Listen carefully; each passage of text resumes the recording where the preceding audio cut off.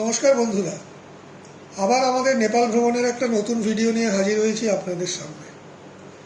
আমাদের পোখারা থেকে কাঠমান্ডু বিমান ভ্রমণের রোমাঞ্চকর অভিজ্ঞতার কথা আগের ভিডিওতে জানিয়েছিলাম। এইবার জানাবো পোখারার একটি অন্যতম আকর্ষণ ডেভিস ফলের কথা। স্থানীয় ভাষায় একে পাতালে ছাঙ্গো বলে। ছাঙ্গো অর্থাৎ জলপ্রপাত।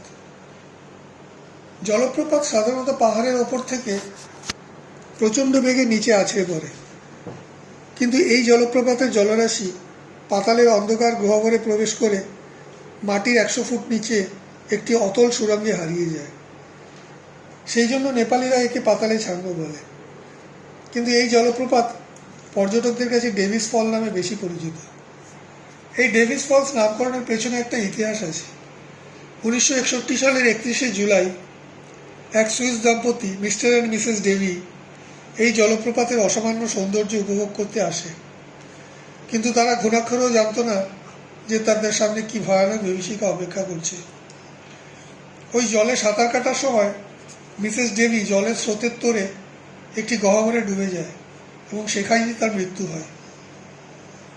3 দিন পরে তার দেহ উদ্ধার হয়। তার বাবার অনুরোধে এই ফলসের নামকরণ হয় ডেভিস ফলস। ওখানকার স্থানীয় লোকেরা বলে ওই দুর্ঘটনায় তার স্বামীরও মৃত্যু হয়েছিল। এই ঘটনার পর জলপ্রপাতটি লোহার রেলিং দিয়ে ঘিরে দেওয়া হয়েছে। তার জন্য এর সৌন্দর্য কিছুটা হলেও বিঘ্নিত হয়েছে।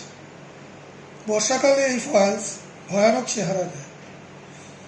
এর ইতিহাস জানার পর মনটা একটু ভারাক্রান্ত হয়। যাই হোক, ওই ভারাক্রান্ত মন নিয়ে এই হোটেলের ঘরে ফিরে আসি। আবার একটা নতুন জায়গার বিবরণ নিয়ে আপনাদের কাছে ফিরে আসব। নেপাল ভ্রমণের এইরকম আরও ভিডিও দেখতে হলে লাইক, শেয়ার এবং সাবস্ক্রাইব করতে ভুলবেন না।